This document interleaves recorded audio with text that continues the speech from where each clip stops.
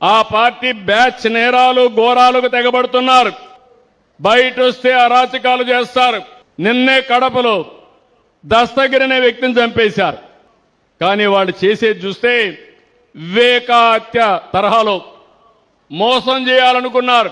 మనం వెళ్ళిన కార్యక్రమం ఓ ప్రైవేట్ కార్యక్రమానికి ప్రభుత్వంగా అధికారికంగా ఇనాగరేషన్ కదా.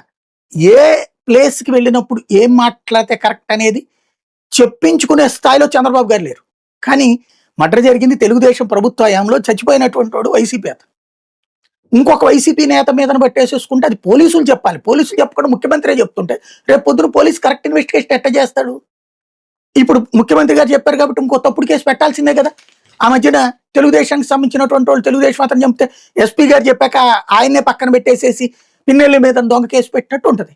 పదే పదే రోజు 10 మంది మంత్రులతో మాట్లాడిచ్చి చంద్రబాబు పదే పదే మాట్లాడతా, జనసేన మాట్లాడతా, బీజేపీ చేత మాట్లాడిస్తుంటే 2 ఏళ్ళు అయిపోయింది. మనమేం చేశామో జనం చర్చించుకోవాలి, కానీ జగన్ వస్తే ఏం చేస్తాడో చర్చించుకోవాలనే ఆలోచన చేయడం ద్వారా మొదట్లో కరెక్టే కదా అనుకుంటారు. మొదటి ఏడాది, 2వ ఏడాదికి వచ్చేటి ఏంద్రా పద్దాకా అనిపిస్తుంది. 3వ ఏడాదికి వచ్చేటప్పటికి ఇక దప్పించి ఇంకో పని లేదని, 4వ ఏడాదికి వచ్చేటప్పటికి వీళ్ళ వైఫల్యాల కోసం అతను అన్నటువంటి ఫీలింగ్ వచ్చేస్తే 5వ ఏడాది అతని మీద సింపతిగా మారుతుంది. ఇది ఆలోచించుకుంటే బెటర్.